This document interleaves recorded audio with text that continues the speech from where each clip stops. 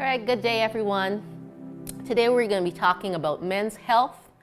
We're going to be looking at some of the diseases that are mostly seen in our men, what they can do to become the men that God designed them to be. And we're going to be looking at some of the factors that we need to look at, some of the causative factors, some of the emotional factors, how this really affects the body and the mind, and how we can overcome to become the men that God would have us to be. So men's health. Men have needs too. Their needs are not always known because of several things, but let's get into the presentation and we'll learn more about that. So the leading causes of death in men, number one, heart disease. And this is the same with women as with men, but you're going to see that men actually are dying more from heart disease than women, and we're going to talk about the reasons behind that. Cancer.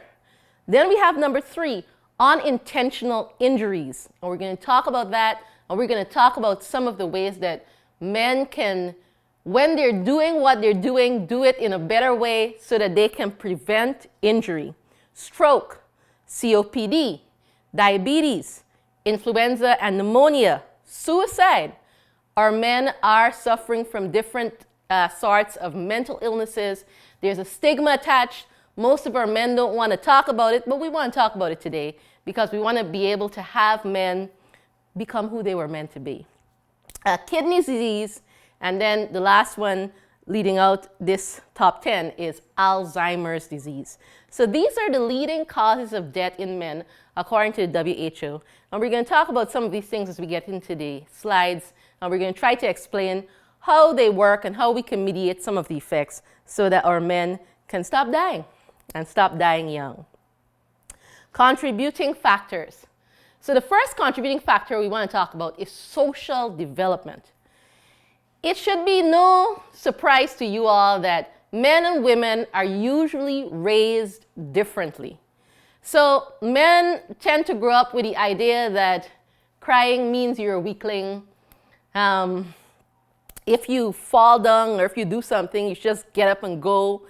In Guyana, our men are, forgive me, please don't be offended, but our men are rough. And this is not a Guyanese problem. I find it all over the world that many men are just rough. I've met some Russians and some Germans, and they don't come over as the most affectionate kind of people. And so our men are brought up to think that manliness comprises just bravado. And they're not taught that manliness also comprises sensitivity. And we can see that in Jesus Christ because Jesus wept.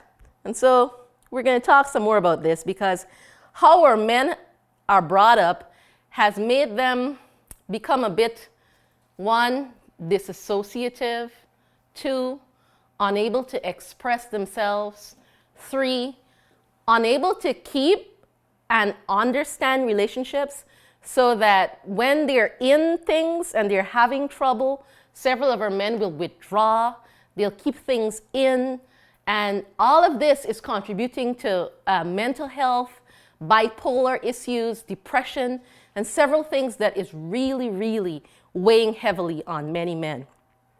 Number two, smoking. So smoking is higher in men, and I'm not going to get into all the details about smoking simply because everyone on the earth should know by now that smoking is not good for you. So I'm talking to Guyanese men, and I know that many of them have experimented with marijuana. And I know people keep telling me that marijuana is good for you, and after all, we have all these different marijuana farms growing now, and so apparently it's good for this, and it's good for that, and it's good for this, and it's good for that. So let me say one thing about marijuana. If you're going to use it, eat it. Don't smoke it. So smoking is just bad all over. Contributing factor, drinking. So men definitely over the ages and still now have been drinking much more heavily than women. I think our women right now are trying to catch up. Bad idea. But men are definitely drinking, and in the slides coming, we're going to be talking some more about alcohol and the effects because alcohol's effects are pretty major in our men because most men consider having a beer normal, and it isn't normal. It's very harmful. We're going to talk about it a little later. Number 5, poor nutrition.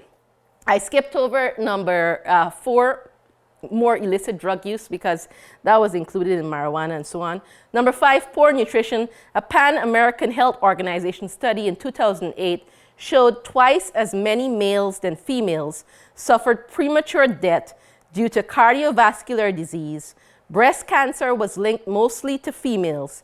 Today, about 3% of men in Guyana and roughly 5% of men in the Caribbean have the disease. So even men now are getting breast cancer. And this is a trouble. Now, all men have chest tissue, but if you've been noticing anything, you would have been noticing that our boys and some of our men have gotten so much visceral fat that they actually have breasts now. And they're actually having breast cancer. This is a trouble. We're going to talk about what this does and how we can fix it, hopefully. And it's all linked to nutrition. What are we eating? And there's some myths about men and food, you know, that says that if a man is to be strong, he must eat like a lion. And lions eat a lot of meat, right? Well, we're going to be investigating some of these things today. Number 6, dress. Interesting, because men and dress hardly ever talk about. We normally talk about women and dress, but dress of men is actually contributing to health, and we're going to see more about this later on. And number 7, too much sitting. Too much sitting. And what that causes is a lot of back-related issues. And I know many of our men, maybe 80% of men that I talk to, have some sort of back pain, lower back pain, shoulder pain, some sort of pain in the lumbar region. And we want to address this, and I'm going to be showing you some of the things that you can do to ensure that you have a strong back. So we're going to talk about some of that in just a little while. More things of concern. 1, there is a lack of awareness and understanding about men's issues, and so I would like to direct this to women. Men need a little help. So whether they're boys or teenagers or young men or old men, they do need a little help, because they need a little help knowing that 1, they're not alone, 2, there is help for them, and 3, it's okay to talk about it. So we need to have an openness when dealing with disease, even diseases that are found in men.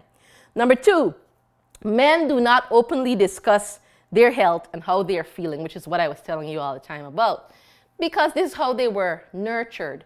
They were nurtured to hold it in. But if you don't treat a disease, when you start feeling it and you let it progress until it gets worse, then treating it becomes a whole lot harder. So men need to understand that as soon as they start feeling something going wrong in their body, they shouldn't ignore it. They should try to educate themselves to figure out what's wrong so they can stop the progression. Number 3, men are reluctant to take action. I think I covered that before. Number 4, men engage in risky activities that threaten their health. Men in Guyana are more likely to engage in high-risk, reckless behavior. They consume more alcohol than women. 4 out of 5 men will drive under the influence compared to 1 in 5 women. And in the last 5 years, most of the traffic fatalities were males, and the overwhelming majority of criminals, including murderers, were all men. So this is a problem. Now, I like that men are adventurous. Personally, that's me. I like that men are willing to do some other things that perhaps a woman might not be willing to do. This is part of their courage, part of their inbuilt ability to love that which is a little bit more exciting, a little more of a rush. And I think that's great. But we do have to have a little common sense in that.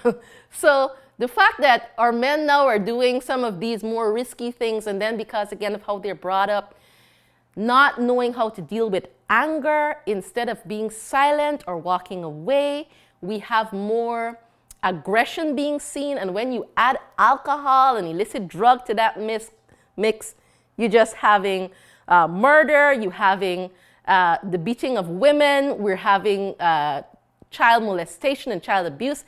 And so we want to deal with all of these things to see if we can get our men again to be what God would have them to be. Number 5, men are 24% less likely than women to see a doctor. Men die an average of 6 years earlier than women.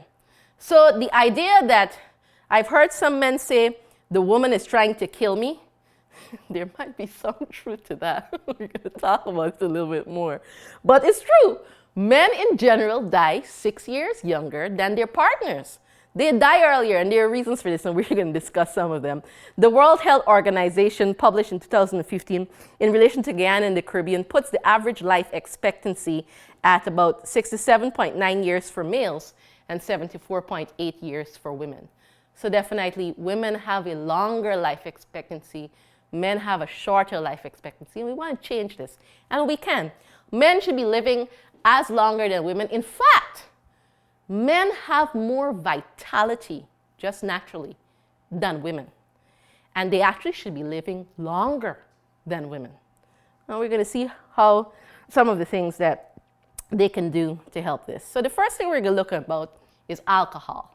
Alcohol, first of all, injures every single cell in the human body. There is not a cell in the human body that alcohol does not injure. How much alcohol? 1 beer. One beer. So whether you're talking about Red Bull or sorry, I don't know a lot of names of beers, whatever else is out there, it injures every single cell of the body.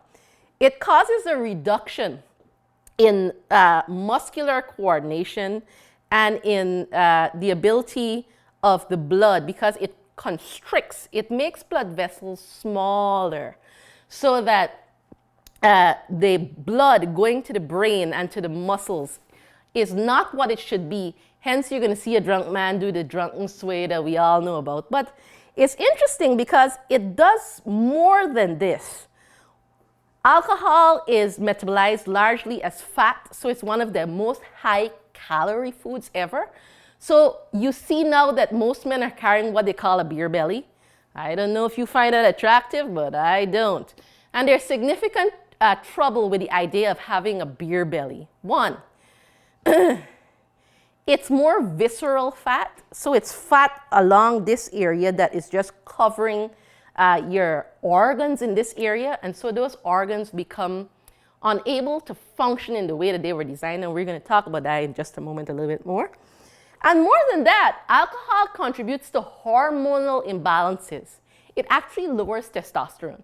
I don't know how many of you have passed like a bar and you've seen a man who's drunk dancing with another man. He's a straight man, but while he's drunk, he's dancing with another man and they seem to be getting very close. That's because alcohol actually lowers testosterone and causes men to become more womanly. So we really need to step back and think about these effects and think if we really want to be consuming any alcohol.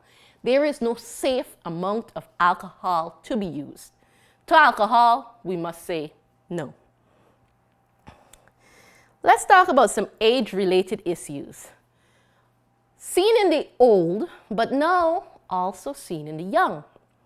Number 1, the testes continue to produce sperm. And in a little while, I'll go to the board and draw a diagram to make more sense of this. But in a moment, the testes continue to produce sperm, but the rate of sperm cell production slows. Now, there are a lot of young men, and their sperm cell count is low already, and in fact, they're shooting blanks. There are a lot of men, there are a lot of couples that have they're childless couples because the fault is that the man is infertile. And this is because he's shooting blanks. And we're going to talk about this, and we're going to talk about how to reverse this, because the BBC did a documentary following several men and showing that it was actually possible to reverse this, and very easily too. We're going to learn some of the secrets. Age-related, the prostate gland enlarges with age, and we're going to talk a lot about that because a lot of men that I've talked to have been having problems with that. Some of the prostate tissue is replaced with scar-like tissue. This condition is called benign prostatic hypertrophy, or BPH. A lot of men are dealing with that.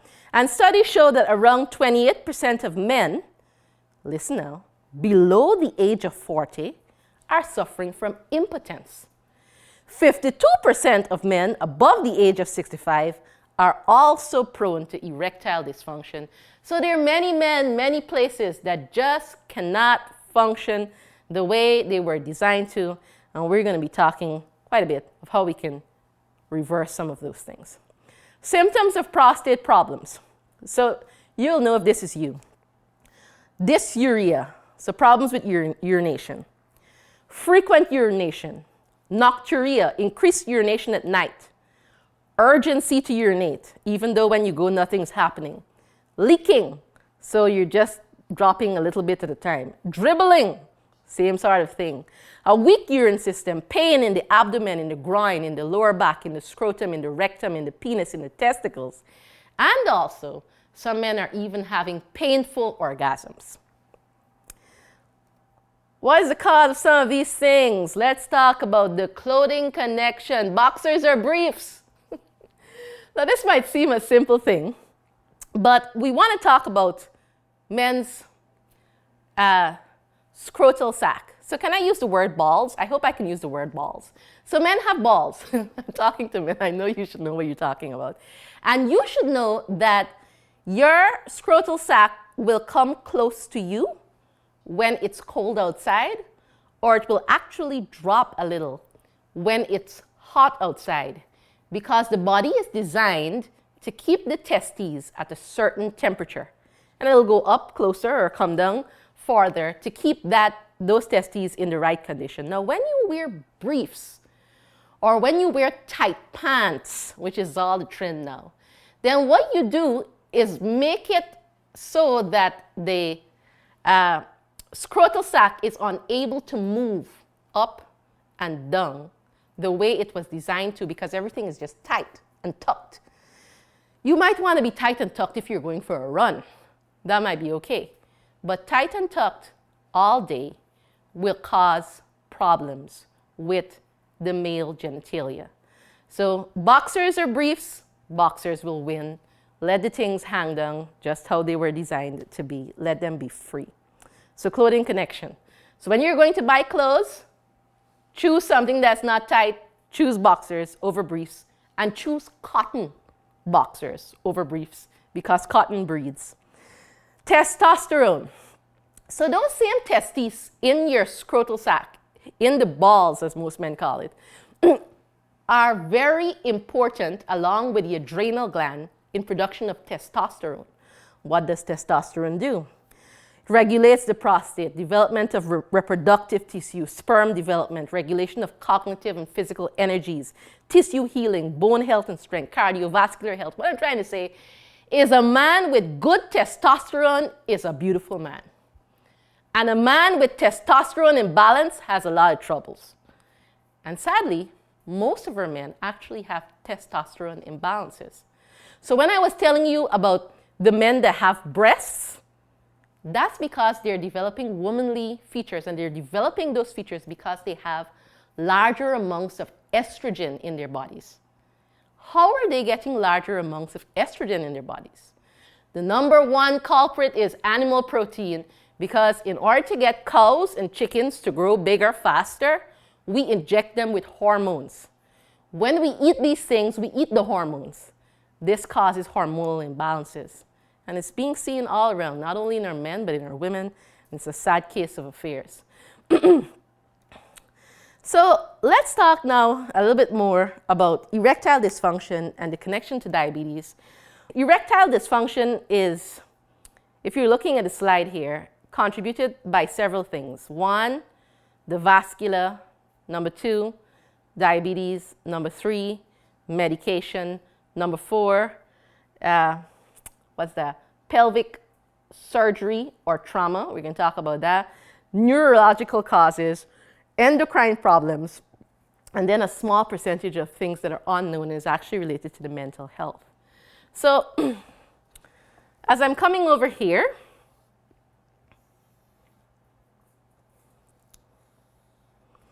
and I'm going to try to draw the genitalia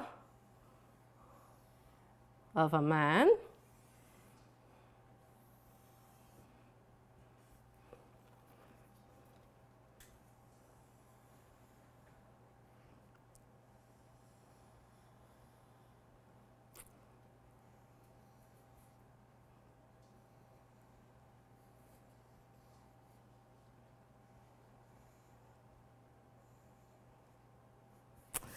So what we have here so far, of course, is the penis, which should be clear to every man. We have here the seminal vesicle. Now, in order to understand how the body works, we really need to understand the anatomy as it relates to the functionality.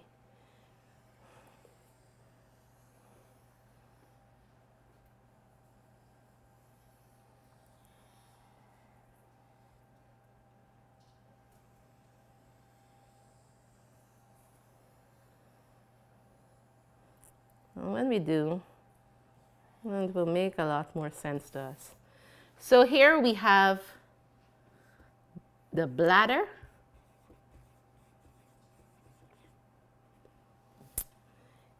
This is the prostate. This is the vas deferens.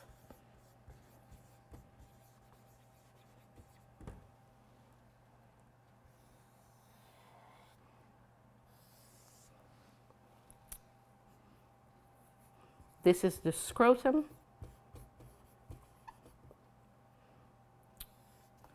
This is the testes.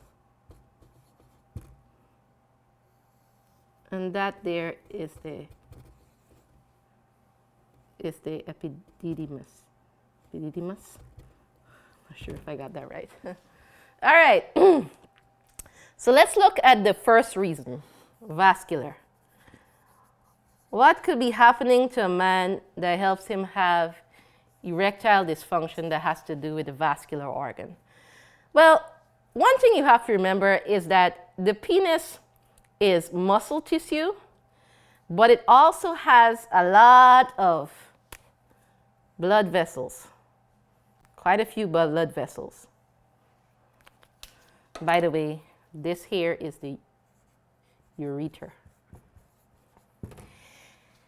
In order for a man to have an erection, these blood vessels have to be engorged with blood. However, if these blood vessels end up having fat,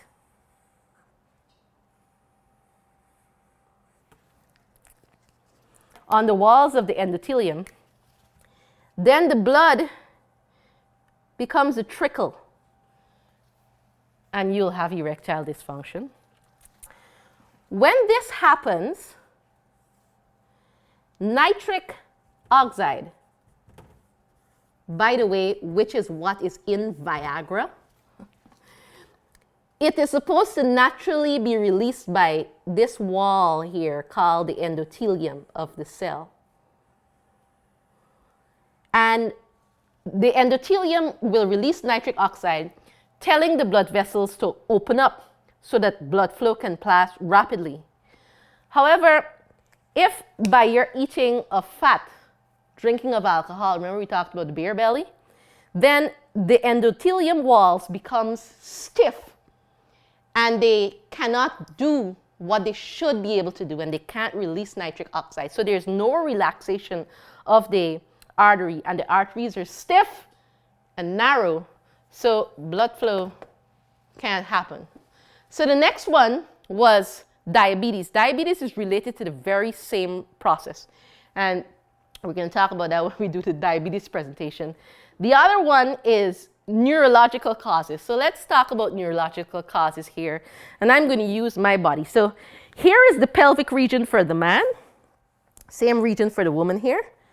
Now the parasympathetic and the sympathetic nervous system coming from the lower back and coming from the sacral spine comes around here, the nerves come around here and give signals to the penis telling it to stand up. So if you have any sort of pinched nerve, back trouble that is affecting the nerves of the lower back and the sacral spine, you will have erectile dysfunction. If this area of the bladder, the pelvic area becomes, if it's tight or in any way damaged due to any sort of trouble, a sporting injury in any case, you'll have problems with erectile dysfunction because the penis is attached in the male to the pelvic region. It's sheeted in there. The muscles are connected. And so any sort of that trouble will give you definite trouble in getting an erection. Endocrine problems, of course, that has to do with testosterone because, again, testosterone is produced in the testes. And if the testes are not functioning as they should, because, again, tight pants, briefs, some other thing that you're doing, then you're definitely going to have some trouble. Now, we talked about several things, and let me just show you what they look like. So, say that's the bladder right there.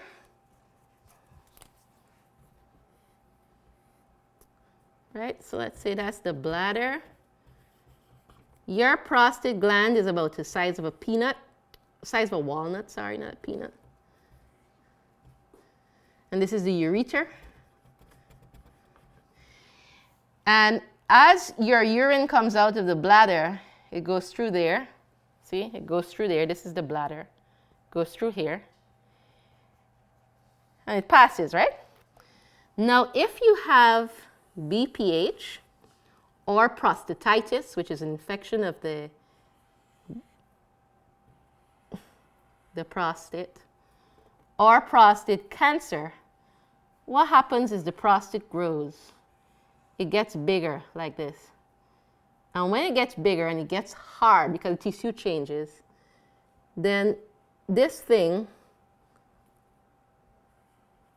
narrows like that. So now urine has a problem passing.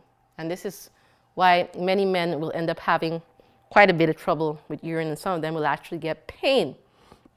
And so we want to keep this in mind when we're thinking about men. So it's not just a one-stop shop. It's several things going on in the man.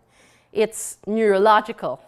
So I don't know, but maybe some man would know.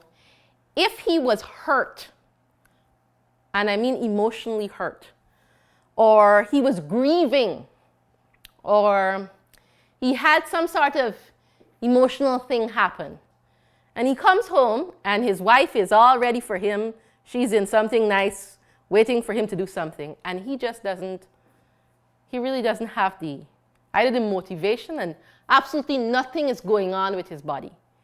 It's because erectile dysfunction is linked to the nervous system. And if the nervous system isn't firing for any reason, nothing else is going to be firing. And so erectile dysfunction is a very big deal with men. And there's a lot of things that are going on with there. And we're going to talk about some of the things that we can do with this. Now, let's talk about PSA. So prostate-specific antigen tests, which are well known, and most men have it as long as they reach a certain age. Now I'm going to shock you a little bit by telling you that the PSA test is not very reliable, one, and that the inventor of the PSA test was amazed that they took the PSA test and turned it into such a money marketing tool, and he actually compares it to flipping a coin. Fantastic stuff. Now, when your PSA is at a certain level, they will decide that what you need is a biopsy, because if it's too high, then they say that you must have some sort of cancer. And then they're going to do this biopsy, and this biopsy is a most painful, disturbing process where a thin, hollow needle is inserted through the urethra, through that area there, through the perineum, which is the area between the anus and the scrotum. And when the needle is pushed through, it can damage several things, causing some other problems. And so in the Journal of American Medical Association, they decided that screening may be increasing the burden of low-risk cancer without significantly reducing the burden of more aggressively growing cancers.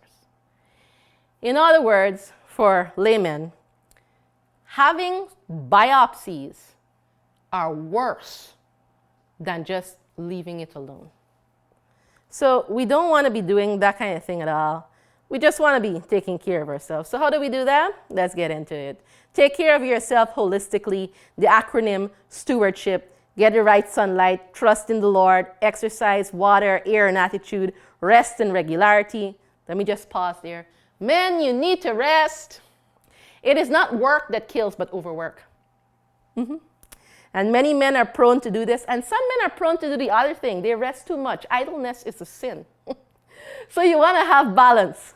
Men need to learn to have balance. Diet and dress, self-control, hygiene, and herbs. So men need to make sure that they're cleaning themselves. Some men don't clean themselves well. I hope you all know that here in this area here, when you go to bathe, you need to pull it back so that you can clean yourself well. I've had some women complain to me that when they had sexual relations with certain men, I'm not talking with Christian people here, but when they had sexual relations with certain Christian men, well, not Christian men, with certain men, the men were not well kept. You know, things down there were not what it should be. So we want to make sure that we're cleaning ourselves well. In a sense, purity of life. Let me pause here and stop and go over to the board now and just talk a little bit about purity of life. So most men struggle with masturbation.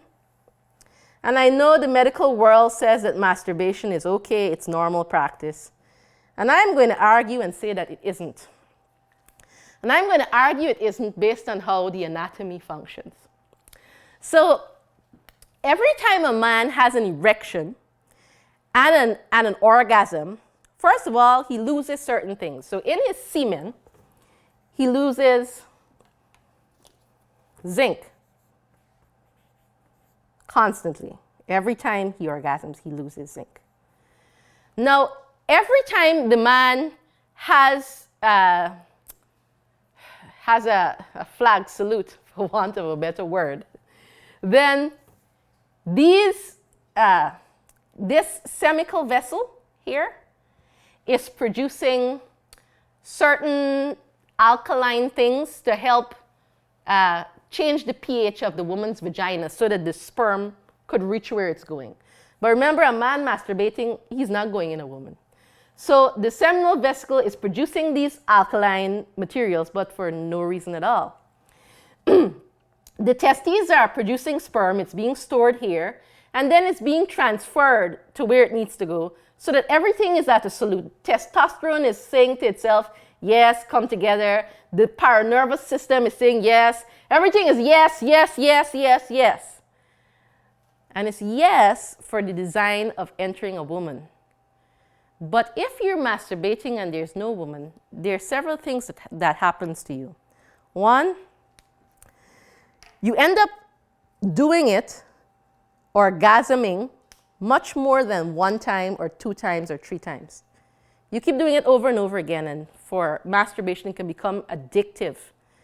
And so men end up many times, and this is not necessarily a men's issue because women do it too, end up having so many orgasms in a day, and then the next day, and then the next day, because it becomes so addictive. And if you've started young, then what you've done to yourself is you've worn out that whole system over there. So you've worn out your seminal vesicles, you've worn out your parasympathetic and sympathetic nerve systems, you've caused them to fire so much that they have grown old before the time. And so that when you're coming now to try and do it again, you might still be able to do it again, especially if you have good vitality. But other parts of you starts to misfire, like your brain, so that you start to be not altogether where you should be. Because these things were designed to be used with care. And when a man doesn't have purity, you'll wear yourself out. And it's just a matter of time before you really start having some problems. So what to do? Let's talk about the role of diet. Eating 3 tablespoons a day of flaxseed for 6 months causes a significant drop in PSA, according to the Urology pilot study in 2004. So get your flax seeds. Eating an animal-based diet is directly correlated to an increase in the hormone IGF factor, and an increase in IGF is directly correlated to an increase in cancer. So you want to get away from animal foods, and there's lots of reasons for this. Not only IGF, but hormones and just a lot. Higher levels of choline have been associated with an increased rate of prostate cancer. What does that mean? Where is choline mostly found? In eggs. Men need to stay away from eggs. Vitamin K2 may reduce your risk of prostate cancer by 35%, according to the American Journal of Clinical Nutrition. Where do you get vitamin K2? Greens, purple potatoes, beets. It's right there. Heal your gut. So men that have problems need to heal their gut. Healing your gut is like a thing with me. So whoever you are, if you're sick, heal your gut. What can you do to heal your gut? Eat loads of fiber, whole grains, nuts, seeds. Men should be eating Brazil nuts every day. They should be eating pumpkin seeds every day. These things will restore what you lose. Even what you lose through your semen, it will restore to you.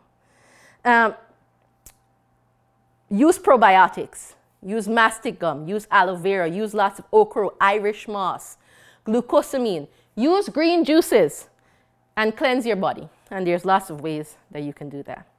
So exercise, but do so safely. Exercise increases nitric oxide. So exercise is like easy Viagra, free. It is in cancer protection. It is in the fight against depression, negative thoughts. It helps when trying to overcome alcohol and tobacco addiction. A strong core gives a strong back. Do Kegel exercises, and I'm going to show you a bit more of that just now at the end of this lecture. So men need to move. Move it or they will lose it. And I've seen a lot of men losing it, and really, we need to change that. Now, let's talk a little about iron in men. So, women lose iron every month through their periods. And what they found is that men have far more iron. Now, the trouble with iron, if you take an old hammer head and you put it outside, you'll see it rusting. Well, a very similar thing happens within the body when you have too much iron. It's a pre-oxidant, and it causes cells to misfire. And so what they found is that men who donate blood regularly reduce their iron stores and cut their cancer risks significantly, and I mean significantly. So this is an easy way for men to do better with their health. Donate blood. Donate blood, and do it regularly. Herbs and supplements that can help. L-arginine, because that helps with the nitric oxide cycle. Licorice helps to build testosterone in a man. Pumpkin seeds help with testosterone levels. It contains zinc and other amino acids that help to reduce the size of the prostate. Saw palmetto, major men's herb. Irish moss, ginkgo, ginseng. There's one called horny goat weed. That's interesting. That's just an interesting name. Pygeum, stinging nettle, seed underleaf, sweet broom, corn silk, sarsaparilla, granny backbone, cockshunt, monkey ladder, black sage. All of them are great for men. But remember, you just can't drink a herb, because I told you it's a whole body thing that happens with men. It's their mental, it's their physical. Everything is connected. Hydrotherapy and flexibility for men, sits, baths. Follow the slide, but try to get a bigger tub, because this man is in a really small tub in this slide. So try to get a bigger tub, and try to get 2 tubs actually. And go in one tub with hot water, and then the other tub with cold water. In the hot water for 3 minutes, in the cold water for 30 seconds. Repeat, repeat, repeat for 7 times. This will help with a lot of different things. And we want to know that men should be lawmakers. They should bear in their body some virtues. Energy. So if you're a man and you don't have energy, something's wrong. Integrity, honesty, patience, courage, diligence, and practical usefulness. What a man is has greater influence than what he says. And so we want to make sure that our men try and do some of these things and see how you'll do. Now I'm going to go to the floor here, and I'm going to show you some of the exercises that are very helpful to me.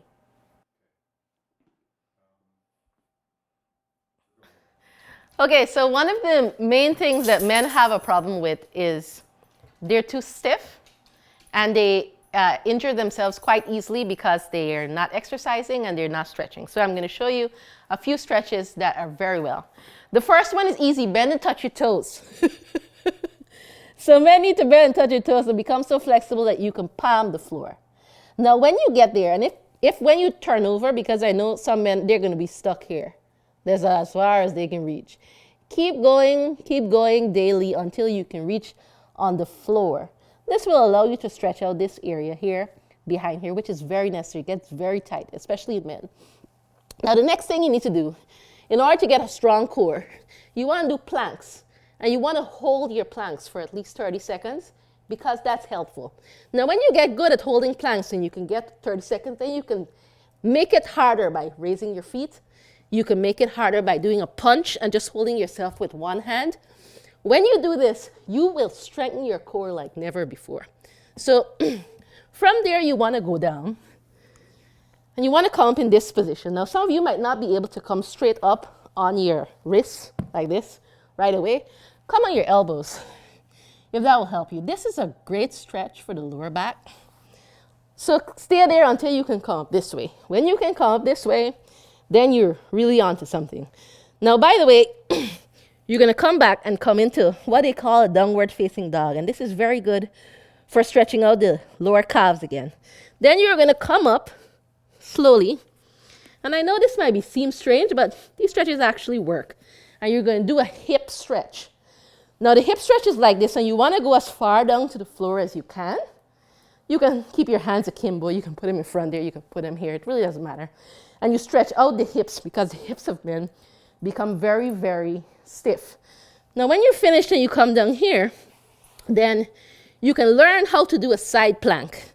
So a side plank, again, good for the core. You're going to come up on your elbow, hold yourself, hold your stomach in. Now, if this becomes, you do it and it becomes easy, then you're going to go up on your wrist and do a side plank this way. Very good for the core. It will help you with several troubles with the back, several things. Two other ones I want to show you all. So these are easy ones because you're lying down on your back. So lie on your back and simply push these legs over this way and then push this part of your body over this way. And this gives a really good stretch in the thoracic area as well as in the lumbar region. And then you come over and do the same thing on the other side. Men need to stretch. The other thing I'm going to show you is one other thing, because I find that when the third leading cause of death is injury, and one of the reasons why men are getting so much injuries is because they are lifting things, but not with good lifting mechanics. So let me show you. If you're going to lift, say, this pillow from the ground, most people will lift it this way. If you're doing that and this is heavy, you're going to hurt your back. Remember, I tell you, for men, a large portion of their physical trouble actually is connected to their backs. So what you want to do, lifting mechanics, you got to pick up the pillow, and the pillow is heavy. Bend your knees, bend them low, and then pick it up. Don't just do this. Bend down. Use your legs. When you use your leg muscles, then you take pressure off your back so that you will not injure yourself, because men have to be careful again. Now, there's one other thing that I want to tell you. I don't have time to show you it right now. I do. Hold one moment. All right. So this is my trigger therapy stick. And many men have several sore spots in different parts of themselves that they need to work out. If you have a mate, then she can help you work it out. Or if you have a child, she can help you work it out. But I don't have any of those things, so I work it out with my trendy stick here. So this stick is designed to reach areas of the back that I can't reach, as you can see. And then you put it to the area, and what you want to do is press for 20 seconds on sore spots, and this releases the fascia Now the fascia is like a mesh under the skin. And when you press for 20 seconds, it releases the fascia and helps to release the tension. Now you can also do this with even like a tennis ball, like against the wall. But this works so better because when I have this little trendy thing, and for those of you living in Guyana, you could probably make your own. See, it's just a thing with the balls. You can reach everywhere. You can reach into the lumbar spine. You can reach on the spine of itself. Some people have problems. You can reach into the muscles. You can go all the way into the butt muscles, because some men actually have trigger points in that area. So you can get around varying things with one of these. And so this is a lovely tool. I'm saying I like it. And it'll work for you too. So try to do those things, because again, a lot of the troubles come from pain. A lot of pain come from the back. And so we want to take care of ourselves so that we can be the men that God wants us to be.